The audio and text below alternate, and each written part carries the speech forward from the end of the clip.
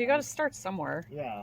I told him, I said, you know what, like, I said, this year, like, your hay bind, I said, regardless of how new it is and how good your tractor is, Yeah. it's going to struggle. Right. Okay, come sit. Come sit. I'm sitting.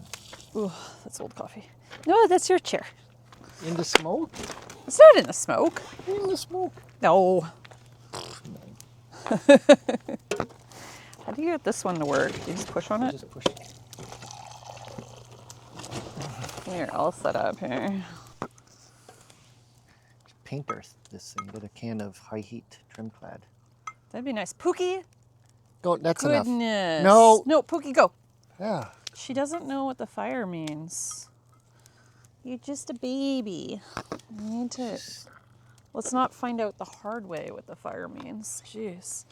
But then she panics when you try and tell her not to do something. She like bells. And, like runs like straight into it. Should we panic? Let's panic. All right. So the topic of today is how the summer's been going. And talk off the cuff. Like, rant away. Go ahead. Do what you gotta do. Okay. Well, I will start by saying that we're all healthy. Yes, everybody's fine. Our boys are fine. The horses are all good for the most part, but that's a normal thing. Everyone has a little something, it seems. Mentally, it's been grueling. Yeah. The month of June was completely soaked, like for a month. There was there was standing water for not even haying. There was standing water in the yard, in the fields for a month. Some areas much worse than we are. Fields completely drowned out. All your crops lost. And people had water in their basements. I understand we didn't have that problem, but when your livelihood is outside, it sucks. When you're constantly trying to figure out what you can and can't do based on the weather, you're at the mercy of Mother Nature, and she has no interest in accommodating anybody. That's not her MO. No, it's... And when... It was cold. Do you remember how cold it was? Springs are cold. May's not even spring anymore. It doesn't seem. The falls are getting longer, but the springs, they don't exist. They don't exist. It's, yeah, you can't even think about March as the beginning of spring in the Northern Hemisphere, and even the prairies. It's May, it starts. But it almost felt like spring in June. And, you know, like it was... And the humidity is off the charts. Yeah. And the fields in July the ground's soaking wet. The hay is incredibly thick, so the ground can't dry. You try and cut, and it takes 3 days to dry because it's so humid and the ground is so wet and the hay is so thick. And then you get these random thunderstorms where the weather forecast is, 30% chance of showers, which turned into a 2-inch downpour. So it's like, I guess you were right when you said there was a chance of thunderstorms, but it's a 2-inch downpour. We should clarify. We're talking very specifically about riding outside and making hay. And this year has been, it rains every 3 days. So now easily it rains every 3 days. And there's a ton of hay. Mm-hmm. Great. You can argue like, oh, that's good. But you can't get to it. Trying to get it off is damn near impossible. And don't forget, okay, there's a lot of hay. But that's more time, that's more fuel, that's more labor, that's more everything. It's not easier or necessarily always better because there's an abundance, because you still have to get it. And if you can't get it, it's taking you twice as long to get to it. Yeah, and if you can't get it, it turns stemmy. Like the alfalfa turns stemmy, and then the horses they don't even want to eat it. Even the grass browns out because it's too thick, so the bottom third of the plant is now leafless. It's just a brown stem. And then the next section of the plant is still got leaves, but they're turning yellow because they're not getting any sun. And then you get the top, which looks really good from a distance, but then you get up close and the alfalfa's 3 feet high, but 2 feet of that is just woody stem. Yeah. Yeah, it was So almost like, do you sacrifice your first cut and make it all cow hay, basically? That was your option. but Or do you wait and try and make it horse hay? even that doesn't compute. Well, because you ruin your fields. Like if your Well, fields are wet and you're 'cause trying to, even like cow hay, I mean, yeah, cows can tolerate lower quality feed, but to a point, it's still yeah. an animal that you don't want to, you shouldn't be feeding it Garbage. rotten, Yeah. black, moldy hay. Yeah, you shouldn't be feeding There it garbage. still should have a standard. You know, you can get around it. You can mix it with higher quality feed, put it through a tub grinder. There's all those things. But Yeah. to a point, like it's still an animal. It should be fed as good of feed as you can As manage. you can make it. So yeah, if you don't know how to make hay. But to say, oh, it's just sacrifice, it's cow hay. That's thousands and thousands of bales of ruined hay on purpose in the hopes of a second cut. That's a crapshoot and a half. I agree. So if you don't know how to make hay, you first lay it down. Okay, I'm talking specifically for our climate. You first cut it, and then because we live in the climate that we live, it has to like lay on the ground for 2 to 3 days. And because this year is wet, it's laying for 3 or almost 4 days this year. Penny, stay here, sweetie. Yeah, so, and then it rains. I kid you not, we're getting these random showers. Tell them what happened yesterday. Well, the forecast all this week is sun. Every day it's like, oh, mainly sunny, mainly sunny, mainly sunny. So yesterday, again, the forecast was supposed to be mainly sunny. And we have 22 acres to bale. It's in really good shape. The hay is nice and green. It's nice and dry. And 2 hours in, it got cloudy. And I don't mean like some white, fluffy clouds. The entire sky just turned this gray, gross, dark gray layer of cloud. One just massive cloud. And then it rained for 20 minutes. Not hard, not enough to ruin the hay, but enough to make you have to stop because you can't put wet hay into your baler.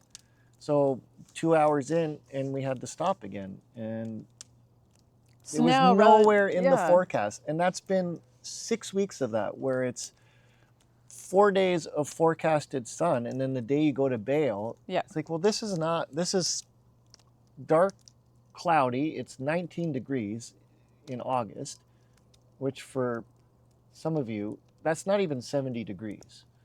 This is the second week of August, and we're barely breaking 20 or 21. Like, we should be 26 or 27. Right.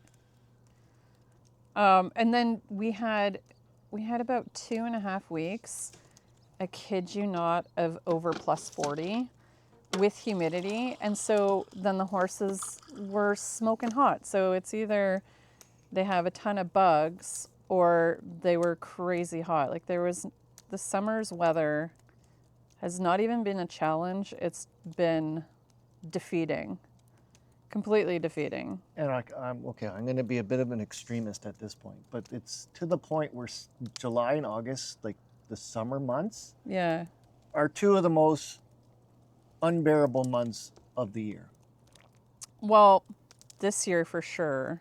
In dry years, okay, so there's less hay in dry years, but hay farmers prefer dry years. I'd much rather have a dry year than a wet year. Yeah. I will argue that point all day long. I would much prefer a dry year over a wet year. Yeah, there's less hay. A lot of hay, but I can't get it. We're still... Yeah, you're talking about wet years. Yeah. We're still in the middle of August, and we're barely halfway done. Yeah. So the entire summer is spent trying to do hay. That's not enjoyable. Well, and then, mentally, mentally it's exhausting. And you have to admit it. You can't kid yourself or live in a fantasy world. No, it sucks. Admit it. You have to say it. You have to say it. You can't be this hardened, grizzled man thinking, or a cockeyed optimist You have to be honest with yourself. It's like, this sucks. Because otherwise, mentally, you're just you'll be fried. Well, I think you have to, okay, so I'm a very positive person. I've trained myself to be a positive person, but I also believe in not hiding your feelings. Like, go ahead, get it out, and then think about the positive. But it feels like all we're doing is just kind of getting it out just recently for the weather. You know, like you do have to make that mental switch back to the positive, but you can't deny your negative stuff. But on the other side, you can't continue on. Like, if you're going to be somebody that's dealing with this line of work,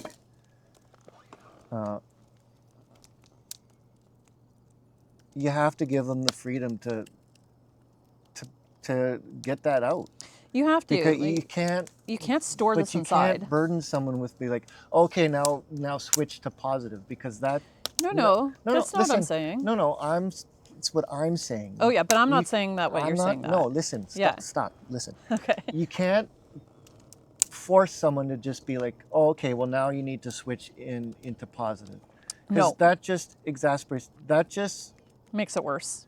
Because now you're putting that person who's struggling into a position where now they feel bad for feeling that way, and now they don't feel heard. It's like, oh, now I have to. That's not what I was saying, though. You get that, right? I know. Okay. Listen to me. Stop interrupting. Okay. If you would let me finish, you would understand what I'm trying to say. If you don't let someone get through that mental struggle. Agreed.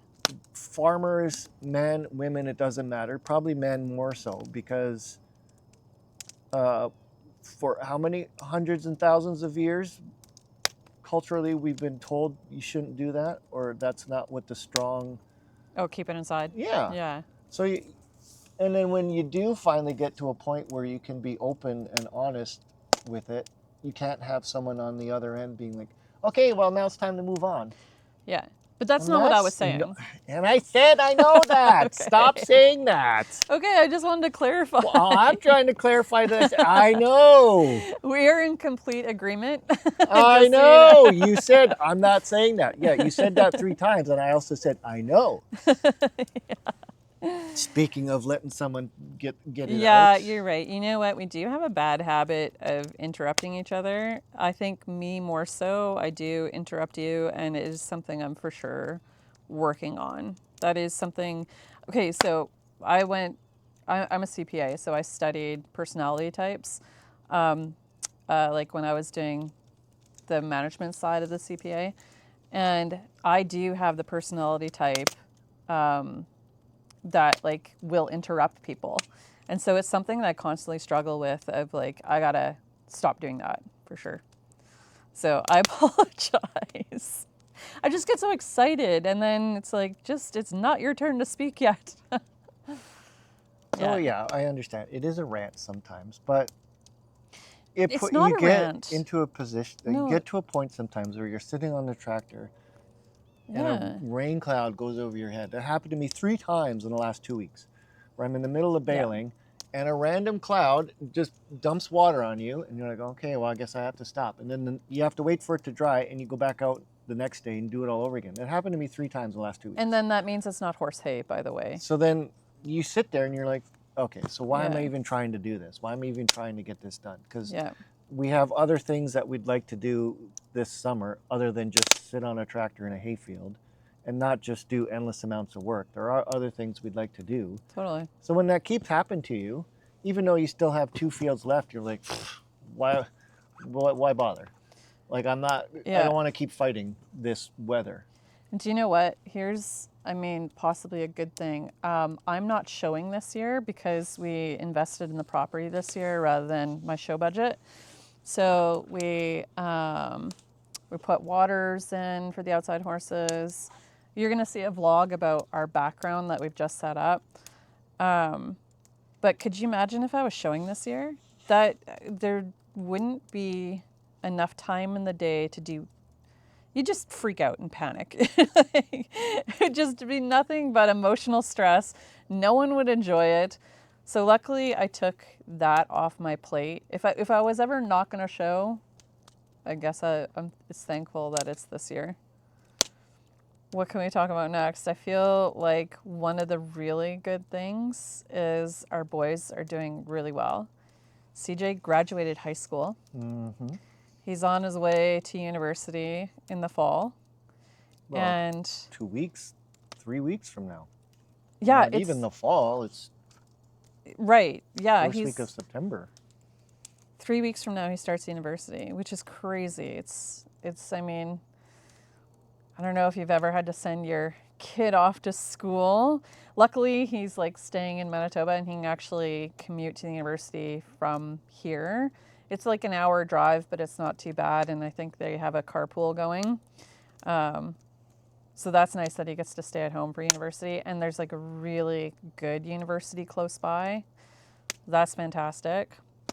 But yeah, if you've ever sent a kid off to school, it's emotionally really kind of weird. Like it's like, oh my gosh, that chapter of you going to high school in the fall, it's done.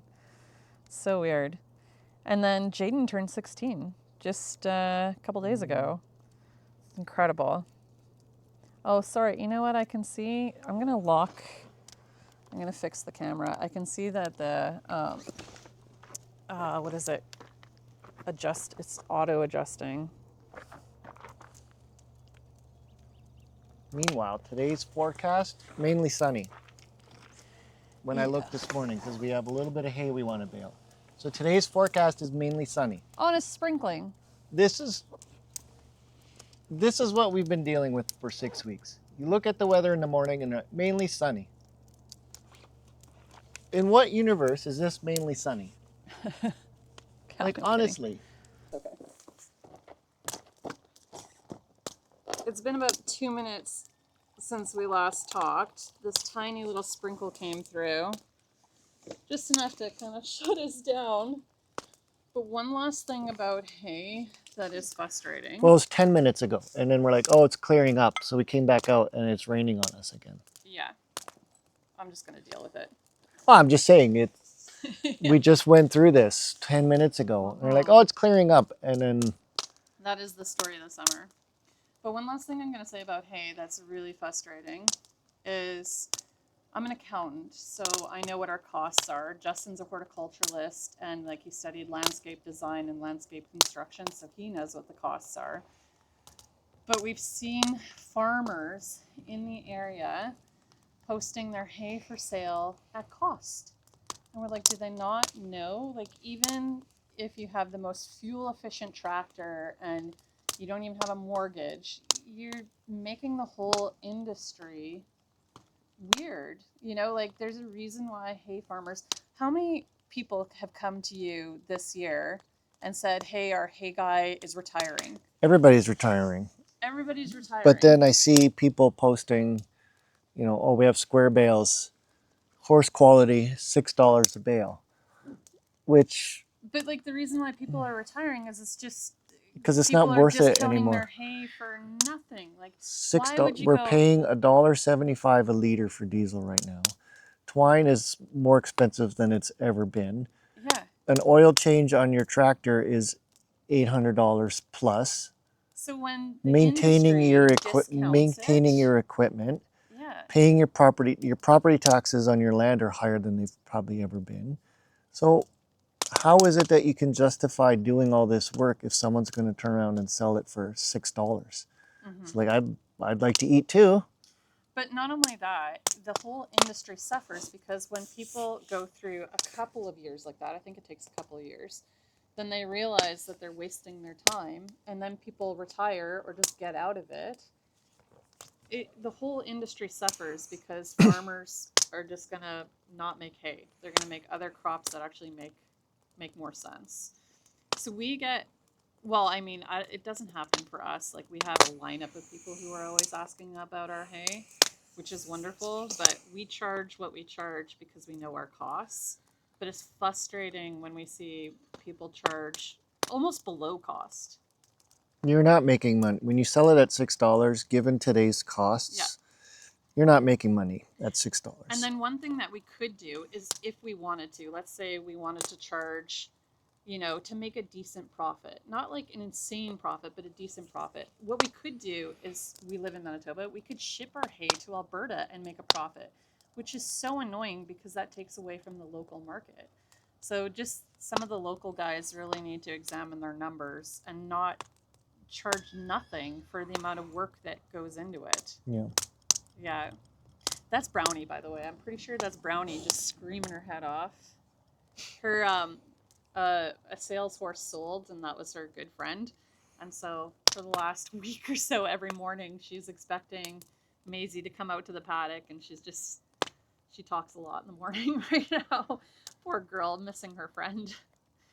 Anyway, possibly changing subjects. Some good news that's going on the farm is that we backed Tui. He's so easy. He is very large, but I want to say he's got this puppy dog personality, so it's been pretty easy. Okay, like if he had a different personality, I don't think I would have backed him myself. When he walks into a room, everyone's like, "Whoa, that's a big horse," but he's been just a dreamboat. He's been super super easy. What do you think? Yeah. Yeah.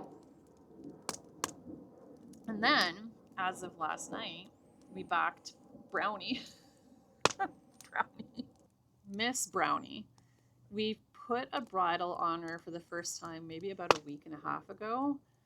And then we thought, okay, last night she came into the arena while I was there. And the girl working with her is just wonderful. She's so good. I said to them, like the mom and daughter, like, hey, do you want to try putting a saddle on her? So we put a saddle on her, and nothing happened. And then she just is that pony type that I thought, well, like, why don't you take her over to the mounting block and see what happens? So we're like, just stand on the mounting block, make a bunch of noise. Okay, now put your foot in the stirrup.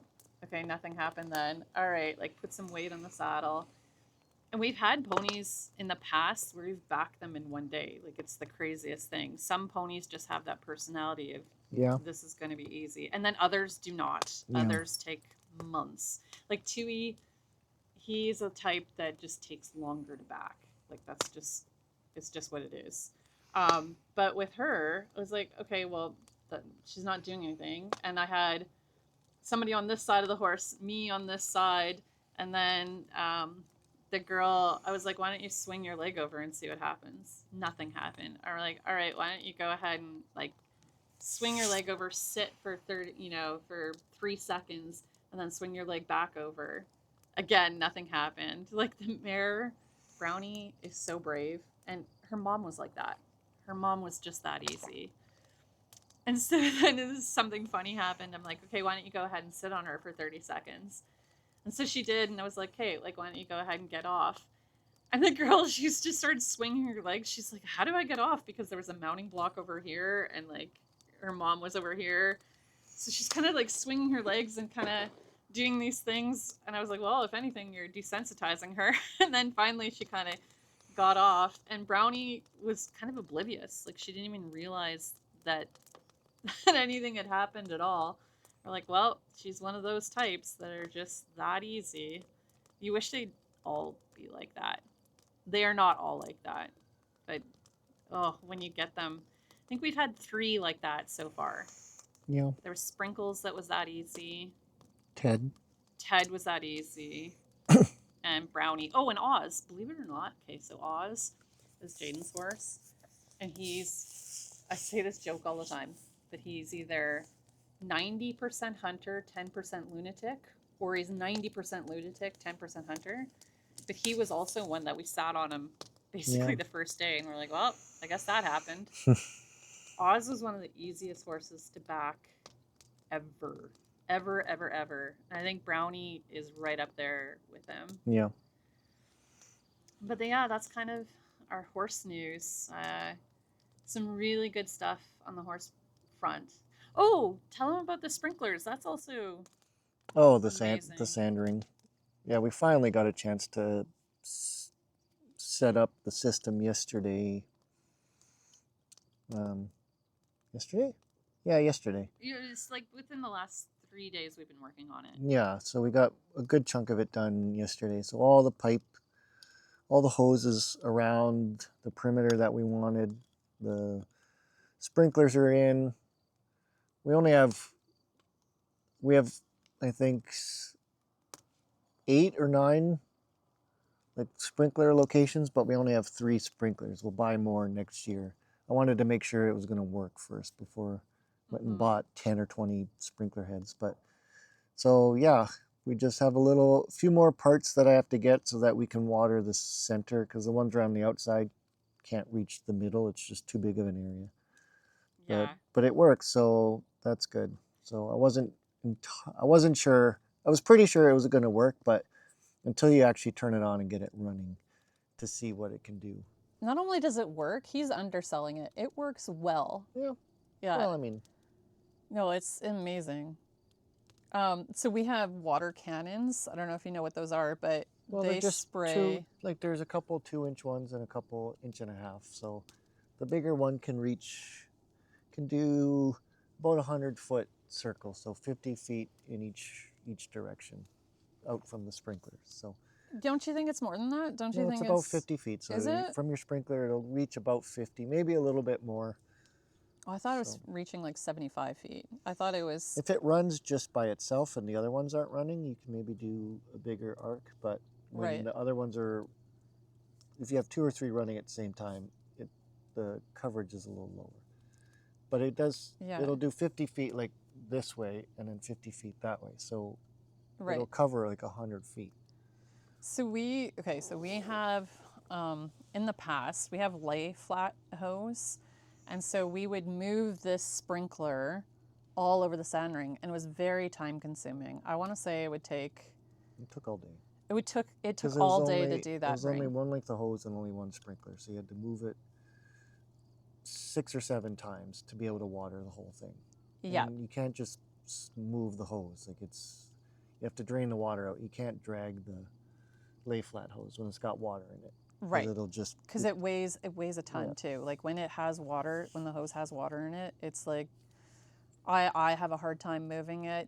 I'm sure Justin, it's a little bit easier for him, but if I was to drag it by myself, it's still not easy. very heavy. It's still hard to drag around. It's not an efficient way of doing things. So we now have a more permanent setup, and because of that, one, it's also going to look so much cleaner, because when you have lay flat hose, like our past system, when we were done with it, we would try and kind of roll it up, but it just looked messy, like, because you want to keep it close to the ring, so it looked messy. You can't put it away all the time because you need it again. Yeah, so But this is on the perimeter, so it's just off the edge of the sand where the grass starts.